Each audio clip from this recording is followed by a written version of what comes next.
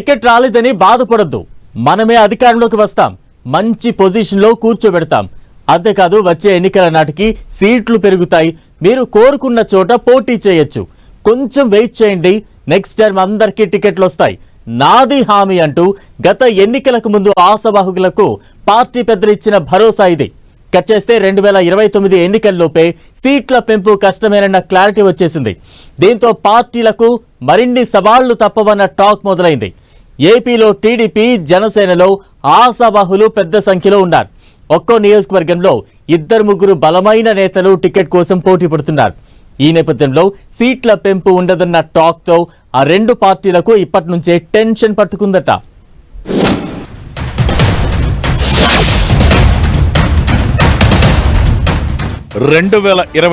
ఎన్నికల్లోపు సీట్ల పెంపు లేనట్లేనా?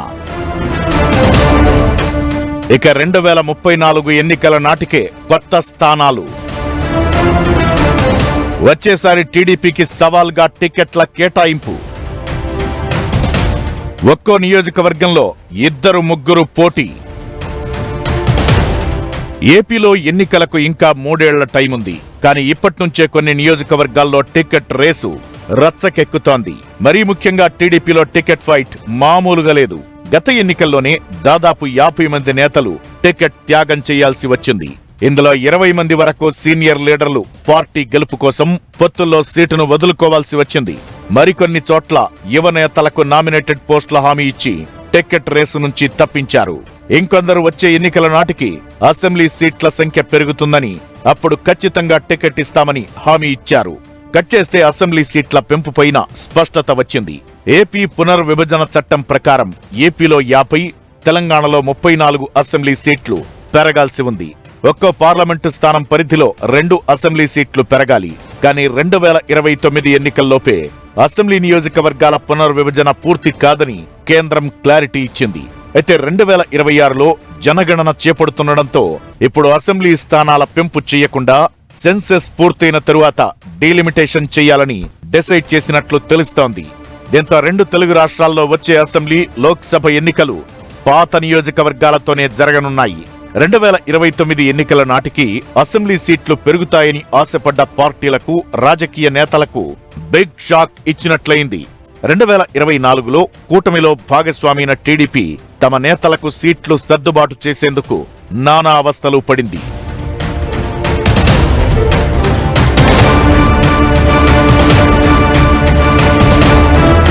గత ఎన్నికల్లో టికెట్ల కేటాయింపు చేసేందుకు చివరి క్షణం వరకు బుజ్జగింపులు, సామాజిక సమీకరణాలు, పార్టీలో సీనియర్లకు హామీలు, చాలా ప్రాసెస్ నడిచింది. ఆ తరువాత అధికారంలోకొచ్చాక ఎమ్మెల్సీలు, రాజ్యసభ సభ్యత్వాలు, నామినేటెడ్ పోస్టులతో పాటు పార్టీ పదవుల పంపకం కూడా టీడీపీ హైకమాండ్ కు ఇబ్బందికరంగా మారింది. టీడీపీకి పట్టు ఉండి లీడర్ స్ట్రాంగ్ గా ఉన్న చోటే జనసేన, బీజేపీ టికెట్ కోసం పట్టుబట్టడంతో చాలా మంది తెలుగు తమ్ముళ్లు సీటు త్యాగం చేశారు. అధికారంలోకొస్తే ఏదో పదవి దక్కుతుందని ఆశపడి ఇప్పటికీ ఎదురు చూస్తున్నారు. ఈ నేపథ్యంలో వచ్చే ఎన్నికల్లోపు అసెంబ్లీ సీట్ల పెంపయ్యే పని కాదన్న క్లారిటీ వచ్చింది. దీంతో టీడీపీ హైకమాండ్ కు ఇప్పట్నుంచే గుబులు మొదలైందన్న గుసగుసలు వినిపిస్తున్నాయి. గత ఎన్నికలప్పుడే గెలుస్తున్నాం, అధికారంలోకొచ్చాక అన్ని విధాలుగా మిమ్మల్ని సాటిస్ఫై చేస్తామని కిందా మీద పడి హామీ ఇచ్చి ఒప్పించి టికెట్ త్యాగానికి ఒప్పించారు. ఈసారి టికెట్ల కేటాయింపు ఎలా? అసలే 5 ఏళ్లు పవర్లో ఉంటాం, పైగా అసంతృప్తులు, లీడర్ల వర్గపోరు ఉండనే ఉంది. వచ్చే ఎన్నికల్లో టికెట్ల కేటాయింపునకు ఇవన్నీ అడ్డంకిగా మారనున్నాయి. ఏం చేసేదని ఇప్పట్నుంచే ఆలోచనలో పడిందట టీడీపీ అధిష్టానం.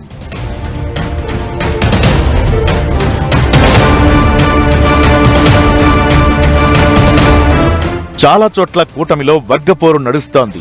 స్టార్టింగ్ లో కాస్త రచ్చకెక్కిన లీడర్లు అధినేత ఆదేశాలతో సర్దుకోకపోయినా గొడవైతే పడట్లేదు. కలిసి పనిచేయడం కూడా అంతంత మాత్రమే. ఇలాంటి పరిస్థితులున్న వేళ అసెంబ్లీ ఎన్నికల టికెట్ రేసు ఇప్పట్నుంచే కొన్ని నియోజకవర్గాల్లో కాక రేపుతోంది. అక్కడక్కడా తెలుగు తమ్ముళ్లే తగువ పడుతుంటే మరికొన్ని చోట్ల జనసేన, బీజేపీ నేతలతో టీడీపీ నేతలకు టికెట్ ఫైట్ నడుస్తోంది. ఎన్నికల టైం వచ్చేసరికి టికెట్ రేసు, ఆశావహుల ప్రయత్నాలు జోరందుకోవడం ఖాయం. దీంతో ఇప్పట్నుంచే ప్రత్యామ్నాయం ఆలోచించడం, సాధ్యమైనంత వరకు లీడర్లకు టికెట్ పై క్లారిటీ ఇవ్వడం వంటివి టీడీపీ అధిష్టానం మధ్యలో ఉన్న అస్త్రాలుగా చెబుతున్నారు. గత ఎన్నికల్లో టికెట్ దక్కని వారికి నామినేటెడ్ పోస్టులు ఇవ్వడంతో పాటు కొందరిని పార్టీ పోలిట్ బ్యూరోలోకి, మరికొందరిని జిల్లా పార్టీ అధ్యక్ష పగ్గాలు, ఇంకొందరిని ఎమ్మెల్సీలు, రాజ్యసభ సభ్యులుగా పంపించాలనేది బాబు ఆలోచనగా చెబుతున్నారు. సీట్ల సర్దుబాటు విషయంలో వచ్చే సవాళ్లను టీడీపీ అధిష్టానం ఇంకా ఎలా ఫేస్ చేయబోతుందో వేచి చూడాలి మరి.